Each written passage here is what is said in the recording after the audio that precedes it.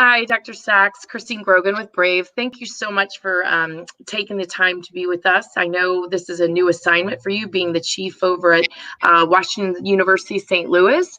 Dr. Sachs, when I first met him, he was the vice chair over at Hopkins. So he's went from the East Coast to more the Midwestern, and I see that beautiful greenery out back. So not a bad trade-off. Hopkins to Wash U. Thank you, Dr. Sachs. I'll give a little bit of background on Dr. Sachs. His credentials speak for himself. Basically, I went to print this off, and a little glitch in my computer this morning. But the medical school, obviously, he grew up in Brooklyn, and he went to Mount Sinai for med school, grad school. He did residency at Mount Sinai. He also did some fellowships in microsurgery, hand surgery at Penn. Microsurgery, I mentioned, it's important I talked about microsurgery a little bit. We talked with Dr. Johan last week how important microsurgery is when you're doing these very particular procedures with nipple resensation, things like that. So we may talk about that a little bit today. He then went on to where I live now, Texas, did microsurgery, cancer reconstruction at MD Anderson, and has an amazing background, philanthropic, everything. I believe he's the president of the PSRC, if I'm not mistaken. Past president. See, I left the industry a few months ago, and I need to stay current. They're moving fast now, Christine. They're moving fast.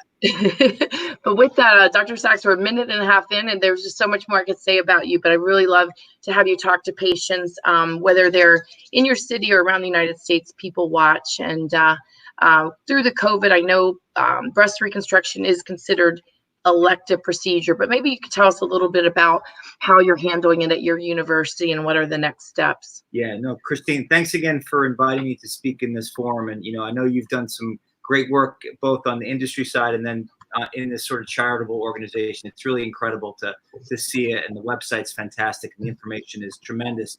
I do mostly cancer and trauma reconstruction head to toe, but about 50% of my practice is breast reconstruction. And breast cancer doesn't stop. It continues to afflict women and men around the world. And during this time, even during our time with COVID, so I started this new job February 1st, moved out here and started the chief position at Wash U here at Barnes Jewish Christian Healthcare System.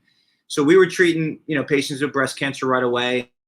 I was doing my normal sort of routine of seeing patients and discussing the different types of options. And, I offer, I always say 4 different ways. You can do nothing. You could have, use your own tissue to have breast reconstruction. You can use implants, or you can use a combination of your own tissue and implants. So that's essentially my consult, 4 different ways. And you sort of get down to it. And then you tailor the operations for the patient. But to answer your question about what we've been doing. So, during the COVID time, as we've started to restrict what goes through the operating room, we have never sort of stopped operating. So I've been operating throughout. There's different, we have, based on the American College of Surgeons, there's 3 tiers of how you address patients. So level 3 is for emergency cases. Level 2 is for cases that, kind of cancer cases that can't wait 8 weeks, or reconstructive cases that you can't really put off.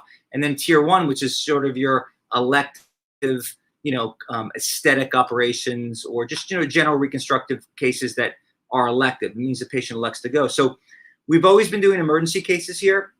Breast cancer has still been treated. So for the very high risk patients or aggressive disease, those patients have undergone mastectomy. For the past month or so, the reconstruction part, which is normally literally linked hand in hand with the breast cancer surgery, sort of mastectomy or lumpectomy.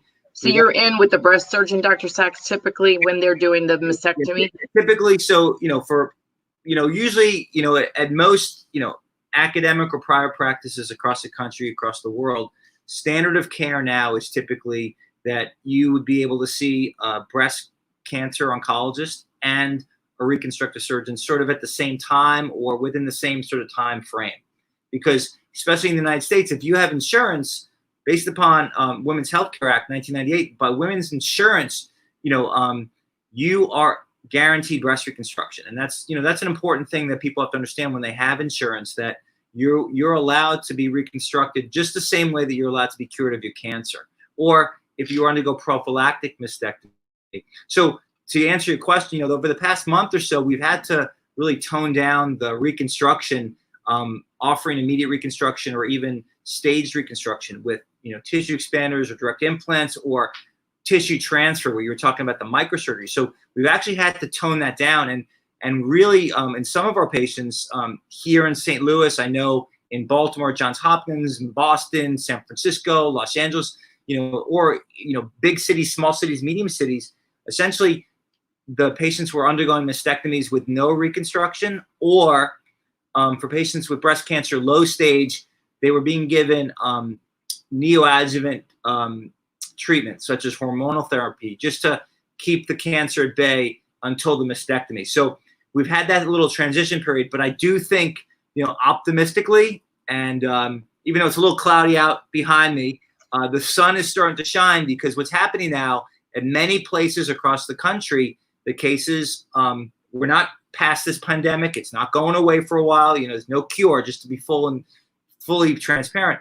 But the cases that we're seeing in the hospital are starting to trend down, especially in St. Louis and other big cities. And so we're starting to sort of put excellent. That's great news. Our feet back in the water as far as setting up tier 2 cases. So tier 2 cases, American College of Surgeons, mastectomy and tissue expander, mastectomy and direct implant, or mastectomy and soft tissue reconstruction. So literally, as we speak today, in some cities across the country, that's already happening. In our medical center, we're started gearing up for that. So literally starting this coming Monday, we're gearing up for stage 2, tier 2, where we'll be working, we'll be working with the breast surgeons to do tissue expander breast reconstruction, or that's excellent, or flap reconstruction. So we are getting back into it specifically for patients who have time-sensitive disease, like breast cancer, other cancers, and even contemplating for June or sooner at different sites, in our Barnes Jewish Christian healthcare system, elective cases, which is just the kind of case where, or problem, if you had a diagnosis and you had a problem and the surgeon said, well, let's fix this or let's address this, we're getting back into it. That being said, we're getting back into it with hand washing, social distancing greater than 6 feet, masks, COVID testing pre-operatively. So I was going to ask that. Are you doing 48 hours? What are you doing? Yeah. So we have 48 hours, 72 hours. I think 3 days to be sure. You want to get that COVID test before, and then after you get the test, you want to quarantine, because you don't want to, put yourself at risk. And really, what that is it's not. It's for the patient. I mean, you want to know if you have COVID or not, but you might know ahead. You might be sick. You might have a fever, muscle aches, all kinds of stuff, or you might not have anything. But what you're also doing by getting that COVID test is you're protecting the healthcare system. Because if you walk into an operation and you have COVID and you don't know it, you're essentially contacting people around you. And those people around you on the front lines, they're myself, nurses, anesthesiologists, medical students, residents, staff, everybody, can be exposed. So that's really what the COVID testing, if you think about it, that's what it's fundamentally for, is to protect everybody and the patient as a group, not necessarily the patient, but the patient and everybody treating that patient. One surgeon said to me, it's kind of like when AIDS came out, you treated everyone as if they were positive, universal precautions. It's sort of that John said once again. I don't know what you think of that.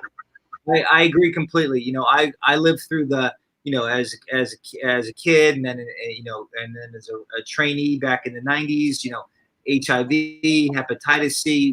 We have something called universal precautions, and yes, everybody is treated like there's something that either we can give them or they can give us. So there's nothing wrong with double gloves. There's nothing wrong with masks, and especially in COVID time, who knows? Because the thing is, if we're really vigilant and we are, if we care about both ourselves and others around us, we're going to crush this curve. We're going to get rid of this, really bring it down, because if you don't spread it, it's not going to spread. If you limit the transmission, it'll go away.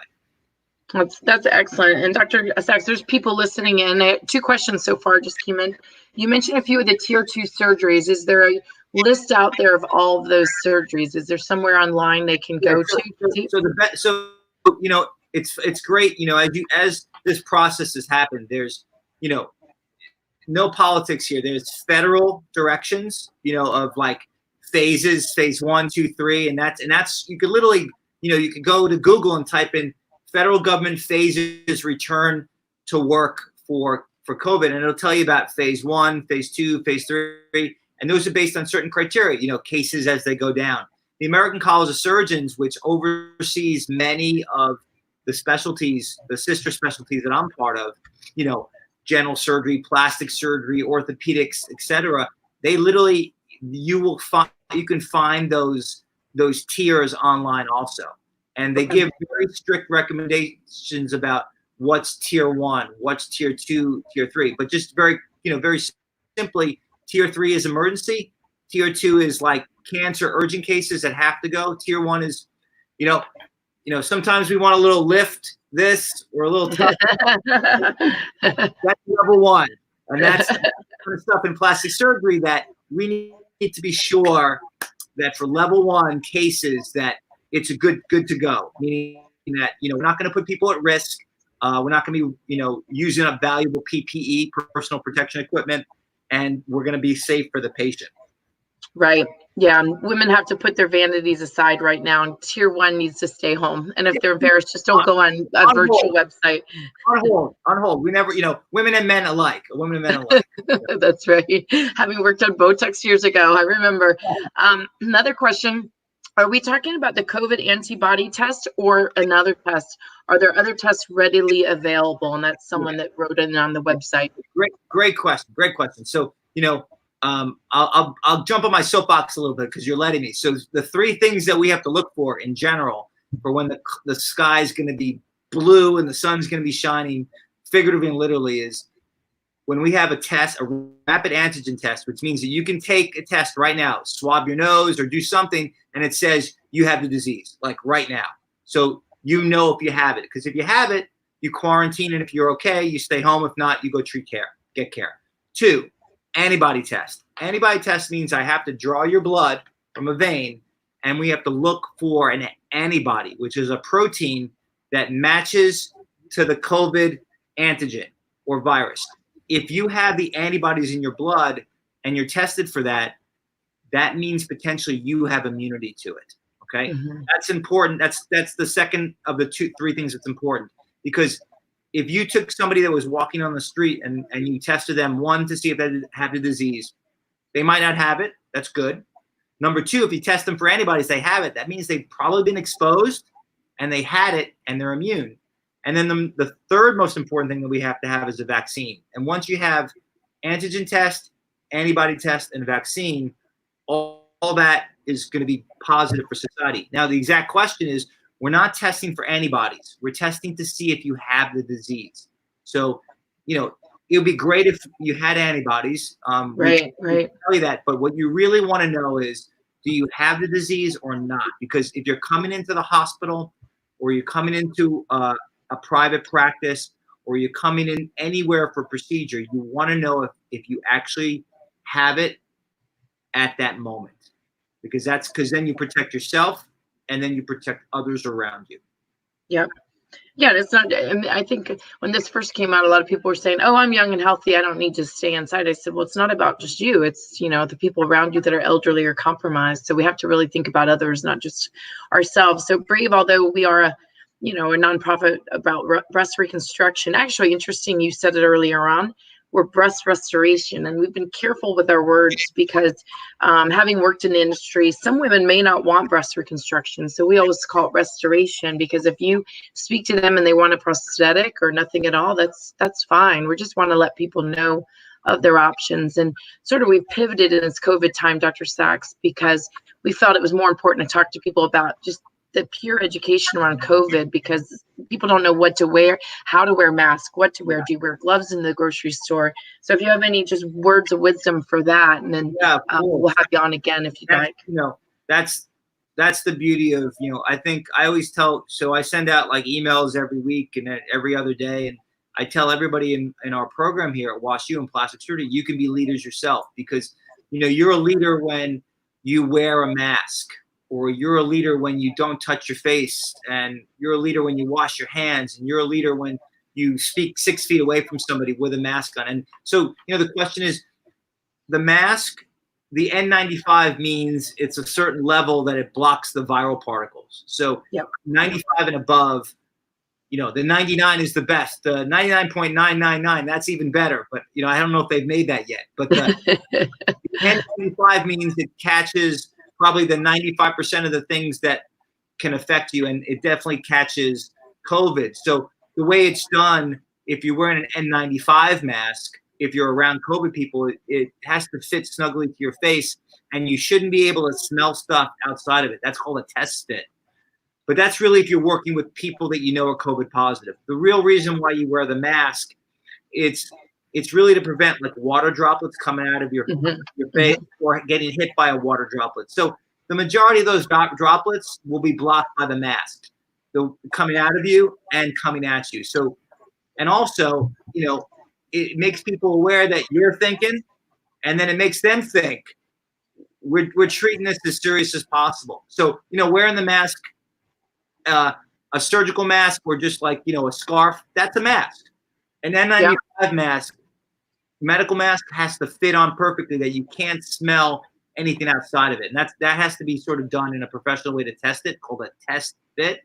But the other stuff is, don't touch your face.